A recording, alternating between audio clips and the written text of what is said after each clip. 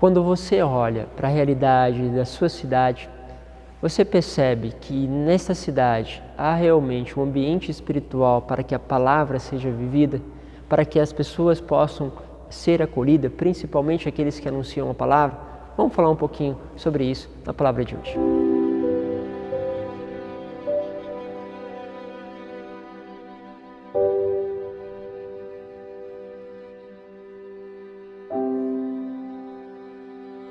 Em nome do Pai, do Filho e do Espírito Santo. Amém. Seja bem-vindo a este canal. Lembro a vocês que tem conteúdos realmente profundos que vocês podem explorar no canal e perceber o quanto de riqueza pode realmente ajudar aí na sua vida espiritual. Vocês estão nos acompanhando pelo Instagram, pelo Facebook, também sejam bem-vindos. Vamos todos os dias percorrendo esse itinerário com a palavra. Hoje eu quero pegar com vocês a palavra que está em Lucas, no capítulo 10, do versículo 1 ao 12. Lembro que também hoje é dia deste grande santo São Jerônimo, que foi responsável para que a palavra de Deus pudesse chegar a muitos de nós. Ele que fez todo esse trabalho de tradução, mas sobretudo uma busca, uma vivência daquela palavra que levava ele a estudar, a contemplar.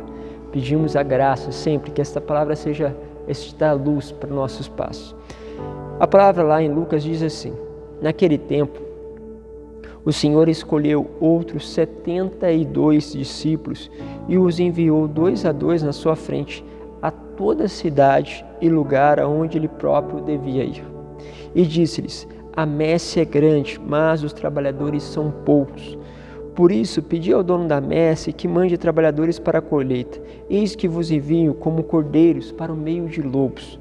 Não leveis bolsa, nem sacola, nem sandálias, e não cumprimenteis ninguém pelo caminho. Em qualquer casa que entrardes, dizei primeiro: a paz esteja neste lugar. Se ali morar um amigo da paz, a vossa paz se pousará sobre ele, senão ela voltará para vós. Permanecei naquela mesma casa, comei e bebei do que tiverem, porque o trabalhador merece o seu salário. Não passeis de casa em casa. Quando entrares numa cidade e fordes bem recebido, comei do que vos servirem, curai os doentes que nela houver, e dizei ao povo: o reino de Deus está próximo de vós. Mas quando entrares numa cidade, não fordes bem recebido, saindo pelas ruas dizei: até a poeira de vossa cidade, que se apegou aos nossos pés, sacudimos contra vós. No entanto, sabeis que o reino de Deus está próximo. Eu vos digo que naquele dia Sodoma será tratado com menos rigor do que esta cidade. Aqui há realmente um desígnio de Deus que vai e envia esses operários, esses homens, para que possam anunciar a palavra. Fala de passar em casa e depois ele termina o texto falando deste lugar que é a cidade, ou seja, um lugar com várias casas, que não houve acolhida da palavra, que é para sacudir, até mesmo ali tirar a poeira dos pés contra aquela cidade. Quando nós vamos evangelizar, e nós como missionários temos muito essa experiência, nós chegamos a uma cidade e você percebe que ali há uma ação do mal, que ali há um ambiente espiritual favorável ou não à evangelização. E aquilo se torna muito concreto, porque você começa a ver as dificuldades se repetindo. Aquilo que está sobre aquele lugar começa a se repetir. Então, tem alguns lugares que a gente passou que você percebe assim, uma dificuldade de compreensão da palavra. Parece que a palavra vai, mas ela chega na mente das pessoas, ela sempre, por mais simples que você fale, ali há sempre uma dificuldade de compreensão da palavra. Outras cidades, você percebe um espírito de prostituição tão forte, você vê no jeito que as pessoas vestem, no como elas comportam, uma sensualidade à flor da pele. Você percebe em outros ambientes uma questão intelectual muito forte, que às vezes até tira pessoas da igreja, porque é como se na igreja não houvesse lugar para quem é inteligente. Sabe, são pensamentos, ações que você percebe ali que não é só uma pessoa, não é só 2 pessoas. Às vezes tem também seitas que ficam naquela cidade e que de certa forma dominam aquela cidade, fazendo com que o pensamento daquela cidade esteja em torno daquela forma de pensamento daquela seita. Isso é muito forte e é muito interessante. Tem cidades que têm problemas de relacionamento, brigas de famílias, mas não é tipo a briga da família de cá com a de cá. Não, é cidade inteira, todo mundo, a maioria, lógico, todo mundo estou exagerando, mas a maioria das pessoas tem problemas lá de familiares, problemas ali de corrupção. Você vai percebendo aqueles ambientes onde estão. E como nós temos a graça de sermos acompanhados por pessoas de diferentes lugares, diferentes países, eu tenho certeza que vocês podem, olhando para a realidade de vocês, perceberem se há ou não acolhida na cidade para com a palavra, as dificuldades que vai se vivendo, e você vai perceber um certo domínio de uma forma de pensamento, que parece até exclusivo de algum lugar. Às vezes você percebe isso até fisicamente em algumas cidades. Você vai perceber que uma cidade vizinha, ela tem uma estrutura muito bonita, muito boa, tudo harmonioso, e a cidade do lado não tem nada, tudo desorganizado. Mas você fica pensando, será que o que está acontecendo aqui é incompetência dos administradores? Lógico, tem tudo isso. Incompetência de algumas pessoas? Sim, tem também. Mas você vai perceber que há uma ação, às vezes, maligna mesmo. E é interessante, por exemplo, você pega algumas ilhas no mundo, né, ali, por exemplo, perto da República Dominicana, você vê que o seu vizinho, né, tem problemas de pobreza gravíssimos, problemas com o voodoo, tem um monte de coisa.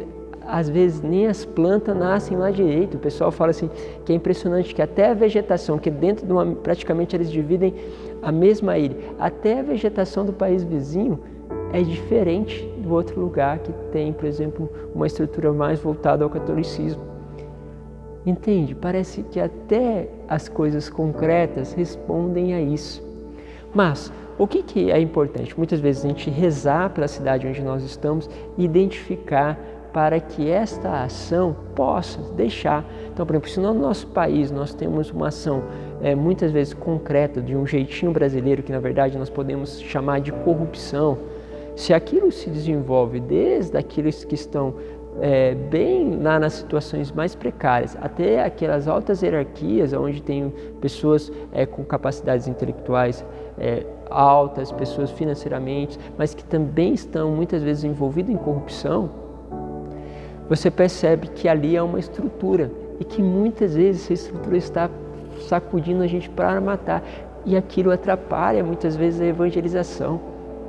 Quantas vezes a evangelização foi destruída por aquilo que é a ação, ou seja, a forma de pensamento de uma cidade? Mas o que muda? Muda quando se começa a vivenciar e acolher a palavra de Deus. Se torna concreta, essa palavra ela vai quebrando essas estruturas. Mas o mal é esperto, quando não tem a acolhida da palavra, logo a cidade, o lugar não pode ser transformado, porque há realmente um impedimento para que a palavra seja anunciada. O que o Senhor faz? Olha, deixa isso daí e segue para a próxima cidade. Meus caros, Deus muitas vezes está nos visitando na nossa casa, também aqui através dos meios de comunicação, mas nós devemos estar atentos para que esta palavra encontre acolhida dentro da nossa casa e também da nossa cidade, pela forma de pensamento. Por fim, eu quero dar um pequeno exemplo, né? Meu irmão mora lá na Estônia, um país no leste europeu, considerado o país mais ateu da Europa. Praticamente 74% a 76% da população se declaram realmente não acreditar em Deus. Você vai na igreja, a igreja é totalmente vazia, praticamente uma igreja na capital, que é Tallinn, que é a igreja católica.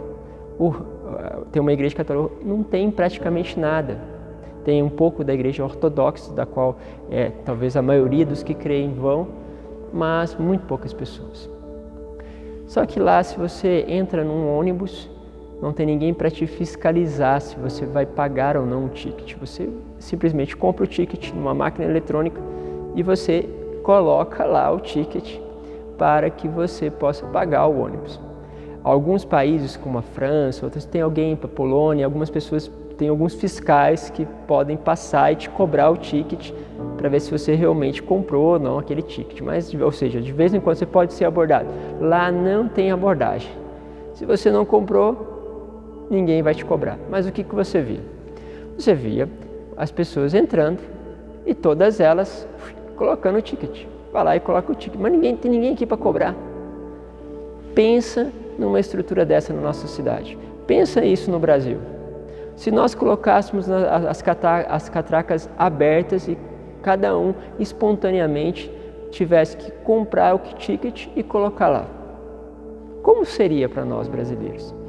Ali você vai vendo uma ação que existe sobre o nosso país, que é, infelizmente, às vezes, é lógico, não estou generalizando aqui, porque tem muitas pessoas corretíssimas que nunca iriam nem sequer deixar que isso aconteça, mas nós sabemos que essa estrutura não funcionaria porque uma parte escolheria não comprar o ticket, já que não tem ninguém que fiscaliza.